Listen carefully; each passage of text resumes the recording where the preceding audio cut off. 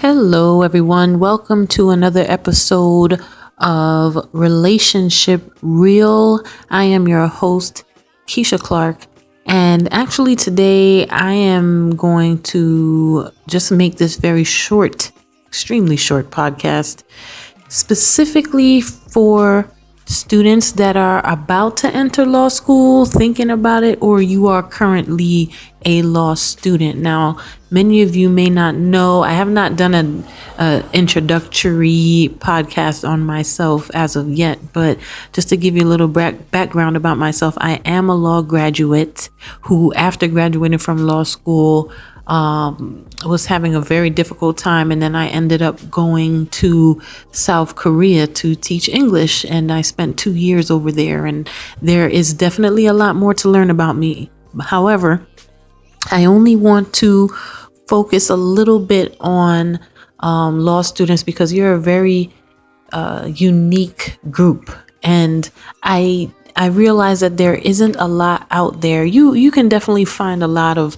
some YouTube videos and podcasts that may cater to you or may cater more so towards bar exam studying and things of that nature. But I think that there is a special thing about being a law student or someone who's even contemplating becoming a law student that needs to be addressed. And especially where the way the world is right now and how so much has changed within the legal profession itself, that it just behooves me and anyone else who is interested to really talk about this to do so, and to do it in a way that what I'm going to tell you right now should not scare you away from the thoughts that you have of an attorney and wanting to become an attorney and things of that nature. But I think that it's also important for you to really be realistic and to be able to figure out what are the changes that are taking place right now, because in my opinion, the changes that are taking place right now and have been taking place in the last several years, even a little bit before the big, recession / financial crisis, is going to dramatically change the legal profession in ways that I don't think anyone is going to see coming.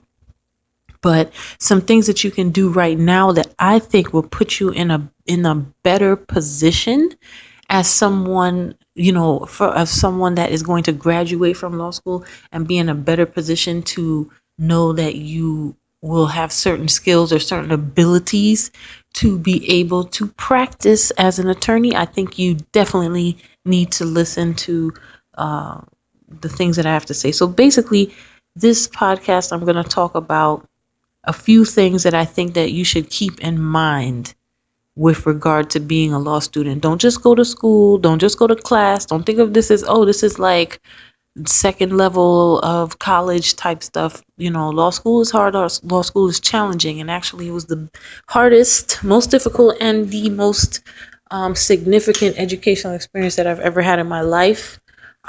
Expensive, but I still appreciate law school and the person that it made, that I became because of that experience.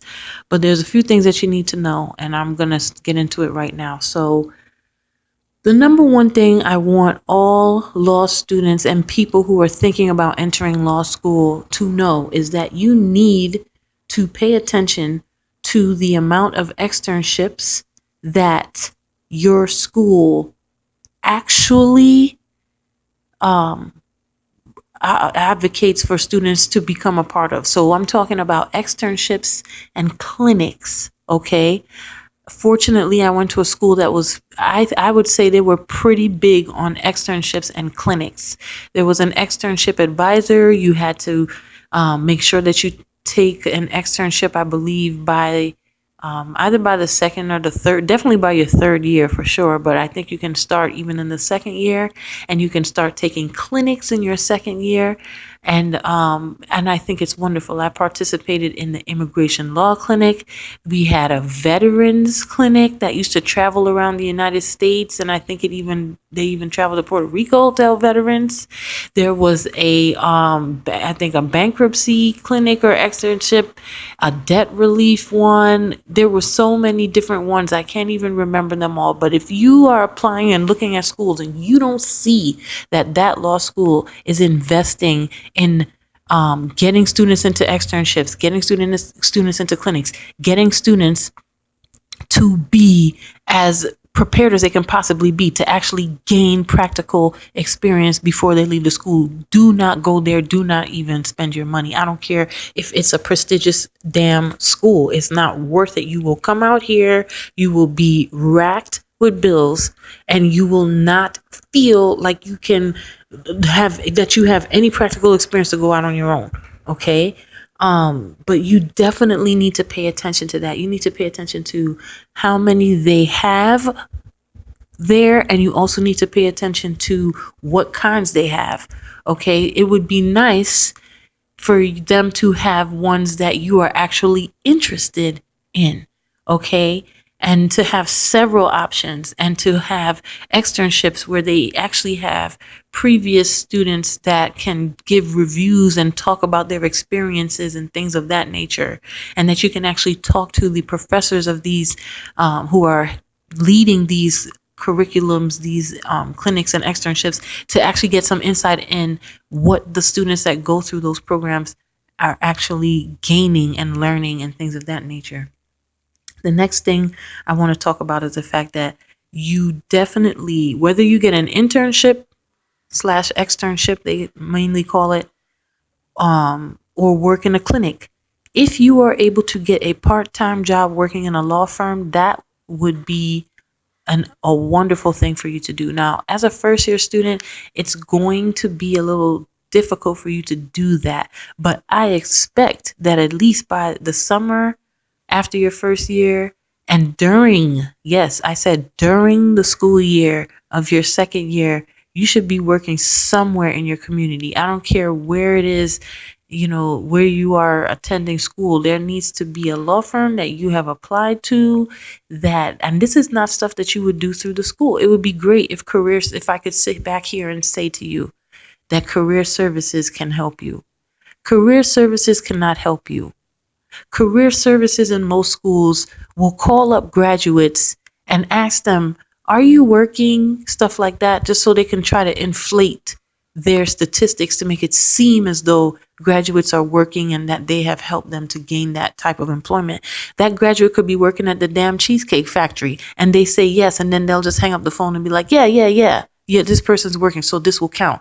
Meanwhile, it's not anything that's legal. It has nothing to do with what they went to school for and have to pay back all these loans for. But these law schools will do that because guess what? It's still a business and they still need to attract students to come in. And people are not going to tell you this, okay? They're not going to explain to you that career services can't help you, that on-campus interviews only go for like one or two, very, very few people that actually get that. And at this point in time, firms are not hiring the same way that they used to. There's not that much opportunity as there was back in the day when, after your first year, all of these students would have the opportunity to work at these big firms and you get paid over $100,000 a year for the summer and they wine you and dine you and shit like that.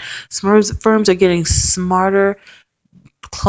Because clients are getting smarter and clients don't want to pay for that kind of crap, okay, from someone that doesn't know anything. So you really have to pay attention to the fact that you have to seek out your own legal opportunities. You cannot go into law school complacent and thinking that things are just going to be handed to you because you pay your tuition. You need to go into school focused upon getting some experience and, trying different types of legal subjects, because sometimes you may not even know whether or not you are interested in something or not.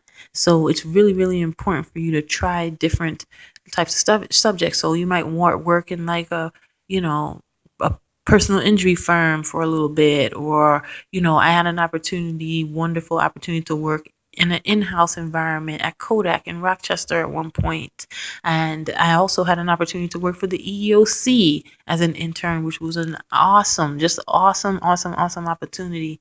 So I just think that you really need to be diligent in trying to figure out what you want to do. And many of the people who I know that did this, guess what? When they graduated, they had a damn job. So it didn't matter how bad things were, that we were in the midst of a recession, because they had built the relationship as a student, okay, working part time for that firm. They, even if it was for free now, even if it was for free, it doesn't matter. Then that attorney and that firm was willing to hire them when many people were not able to get a job, but those students were able to get a job. And I'm just telling you, you got to be vigilant about that. Next thing I want to talk about, learning how to code. Learning how to code. Now, there's many of you that are like, what the hell? I went to law school because maybe I didn't want to learn how to code, or maybe you feel like coding has to deal with math, or, you have a lot of people that are in law school that are very, very, very intimidated when it comes to math and things of that nature. But I have to dispel those myths for you right now. I'm going to bust them up. Learning how to code is something that every student in law school needs to learn. Whether you come in with that information or not, I think that's great. If you already know how to code, because, people have been pushing coding for the last several years. People have been, making their businesses and things of that nature using coding and learning it, and they see the value. That's great. But I think that it's very, very important, if your law school does not have a coding class for attorneys, that you take the time, and you can go online and start to teach yourself. There's codeacademy.com. You can go on the MIT website, and you can, start to learn through, different coding programs called Scratch, whatever it is. There's so many courses out there that you can take probably during one of your summers, that while you were working at an externship or doing something, then spend a few hours a day coding. Why do I say this? Because it's going to connect with the next thing that I'm going to talk about, which is preparing yourself for all of the legal changes that are going on. So for the most part, you need to learn how to code, because guess what? No matter what you're doing, whether you come out of law school and the you have the thought, or you're going to become a solo practitioner, or whether you come out of law school and you're working for a firm, you cannot run away from technology. Okay, it's everywhere. It's in the firms. Okay, there's e-discovery, there's different law practice management programs, there's different things that you would need to be able to navigate, whether you go off on your own as a solo or whether you're working in a firm. Most likely than not, you're going to have to um, really understand how law and technology are affecting one another in ways in which that I think, and many other people suspect, it's going to completely change the face of law as you know it. Okay, everybody needs to stop thinking about law as they know it. These big law firms, as people call them, bricks and mortar, expensive billing, long slaving hours. All of that is slowly going away, because number one, people want a better life. Nobody wants to be locked up in a damn law firm all day, away from their family all week, and feeling all this dumb pressure for no reason.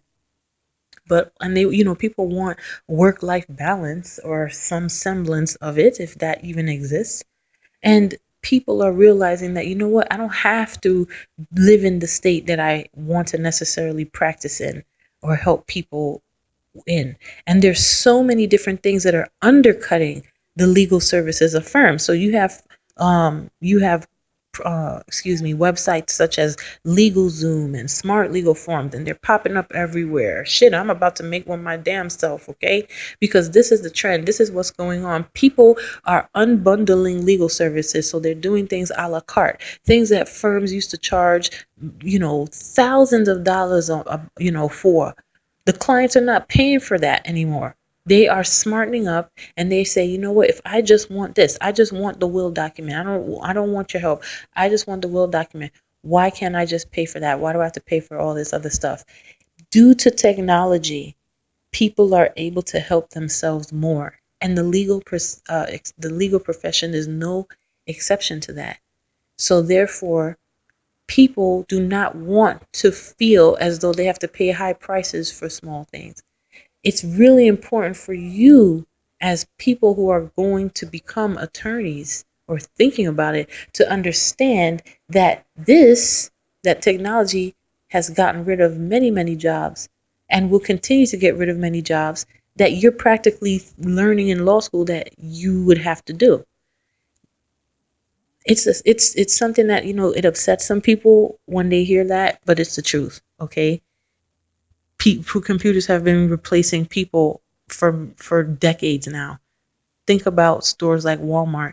You don't see as many cashiers, do you? No, you can go to the self-serve aisle and you can freaking ring up your own groceries, and you don't need a person. Okay, maybe one person can service 10 of those machines. If you have a problem and there, something goes wrong, you can look around, you see one person come over and do something to the machine, and it's over. Same idea as in law firms. Okay, people are not depending on lawyers or paying a whole lot of money to do a lot of things that they see are simple, and there's a lot of non lawyers that are picking up on that and taking a big share of that market. I would like to see more attorneys, because we're the ones that, went to school. We dedicated ourselves going through the hazing of having to study and take the bar exam. I would like to see more attorneys fill up that market. We should not have non attorneys taking those opportunities away from us, the ones that have actually learned the law and have a respect for it and a love for it, or something for it, okay? Some sort of dedication to it. I just think that it's very important, though, for you to arm yourselves with this information, though, so you can figure out what to do, so you can start doing research on what's going on. Go to conventions that talk about law and tech. At least listen to a couple YouTube videos. I mean, my goodness. But you cannot expect that in the next few years, when it's time for you to graduate, that things are not going to change even more, because things are completely turned upside down at this point. And it can be seen as a good thing, or it can be seen as a bad thing. I see it as a good thing in many ways. But I feel that the people that are not recognizing it, the law firms that are slower to get it, then you're going to have a harder time, because things are going to be so far along within it that you're just going to feel totally left out. And that is something that I don't want to happen to law students. So I think that, just like everybody else, don't think that because you go to law school that you don't need to learn how to code, and don't think that you don't need to keep up on your research and learning the practical ways in which law and technology are used. Next thing, which kind of goes along with what I was saying before, don't you dare turn your nose up to the idea of being a solo practitioner. You will have some students that come out of law school and they want to be a solo. Some students actually go into law school knowing they want to be a solo practitioner. They don't want to work for anybody else.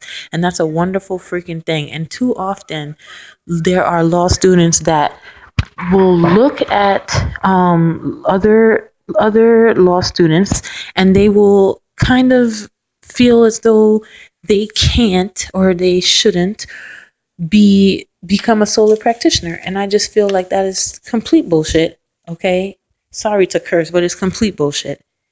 You are supposed to do everything that you can possibly do as a law student to be able to come out and be prepared to be a solo practitioner and practice on your own, if you had to or if you want to. Okay? There's nothing wrong with that. And I just want to dispel any kind of myths with that maybe it's a confidence thing. You might feel like, a lot of people feel like they can't do it. Well, damn it, you can do it. You know a lot of law, and you hopefully will have taken, have some practical experience through internships and things of that nature. That's way more than a lot of other people have. There's some people that come out and they become sole practitioner and they have absolutely no internship or externship experiences, and they do a great job. I think this is the best time to definitely become a solo practitioner, or at least think about it, because of technology and because there's so many things out there to help you. You no longer have to feel like you can't find a mentor or someone to help you. I think it's a wonderful idea. I think that the alternative of not having a job is not that great. And I think that the alternative of having a job because or not getting paid that much, which is exactly what's been happening for the past several years, you have law grads coming out with over 100,000, 200,000, almost $300,000 worth of debt just from law school alone, and they are being hired to work in attorney positions that only pay $40,000, 50, $60,000 a year. The salaries have been cut down tremendously. Attorneys are working for pennies. We have people that are going into law school earning $40,000 and they doing something else, and they come out and to be an attorney on earning $40,000 or less. It's not fair, folks. It's not fair, because I'm sure that when many of you entered law school, you had a certain idea of how things are supposed to be. But I think that in order to not be depressed or not be disappointed, you have to stop, erase that expectation and know that times have changed. Times have changed. Times are still changing. You got to figure out what you're going to do. You have to figure out how you're going to pay back your loans. You got to figure it out. And I think that you definitely have to consider the possibility that becoming a solo practitioner is a wonderful thing that will be able to give you, number one, a lifestyle that you probably admired before you went to law school, a little bit more freedom or flexibility with your time, and you would be able to even be able to say that you're an entrepreneur, because starting a solo practice, you are running a business. And that leads me to my next point. Take a business class and pay attention in your corporations class. You have a lot of people who don't pay that much attention to their corporations class. They have no idea how much they're going to need to rely on those topics or skills and expand on them after law school, because maybe they are interested in becoming a solo practitioner. But definitely, if you did not graduate with a business degree, or maybe you were like me, graduated from college with a business degree, but that particular business curriculum that I went through taught me nothing. Okay. And it just didn't, it was not adequate for me to be able to come out and say, oh, I'm so skilled in business. Take a business class. You have classes online now. You don't need to there's a lot of people that are getting their JD MBA. I think that's great. I think it gives you more options, and if you can go to school for, do two for the price of one, that is great. But take a business class, even if you go on udemy.com or lynda.com, and just learn certain basics about how to set up a business. How to set up a business, whether it should be an LLC or a sole proprietorship or this or that, or the tax implications on that. You're going to have to take tax class anyway. This is not stuff that you would technically learn in tax class. It depends on your school and your professor. But, if you're learning a little bit of business concepts, you're thinking about the future, you're thinking about possibly becoming a solo practitioner, utilize your professors, go to them and ask them certain questions before you graduate, things of that nature. But I think it's just really important for people to recognize how they can use their legal degree in order to, become a business owner, free themselves from feeling jobless or locked into a particular firm. You have to remember that all of these firms that people are coveting and applying for, they all started off as solos at some point. 50 years ago, 100 years ago, it doesn't matter. So, in order for that firm to become big and prestigious, it started off with one or two partners or one person that said, hey, I want to go off on my own. So, just keep that in mind. And I think the last thing I'm going to talk about, and I've been touching upon it as throughout this podcast, is just start making plans before you get out. Don't wait until you get out and then you're like, oh, I'm going to apply for jobs. Start applying for jobs. Start applying for fellowships. Like I said before, get a part-time job. Go to externships. Do your externships. Get some practical experience. I cannot tell you how many law grads I talked to. They're all happy. They passed the bar the first time and they went to a great school and everything like that. But they come out and they're like, oh, I can't become a solo. I don't know anything. But what the hell? You owe over $200,000 in student loans on top of what you probably have from undergrad, and you don't have the intelligence to go out and do what you have to do. That's sad. That's sad. And what it is it's really a confidence thing. It's this fear of failures. A lot of attorneys, when you go to law school, it's a very competitive environment. And so there's this really, really strong fear of failing. Okay. And even if you don't fail, fear of being average or mediocre. Everybody wants to be above average. Well, guess what? Everybody's not going to be above fucking average. Okay. It's not going to happen. You're graded on a curve. It's the way that it goes.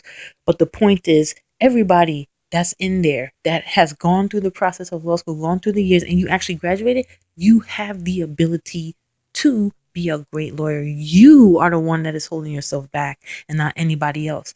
Don't let this illusion of, oh, I have to do things this way in order for things to be, or in order for my life to pan out the way I envisioned it.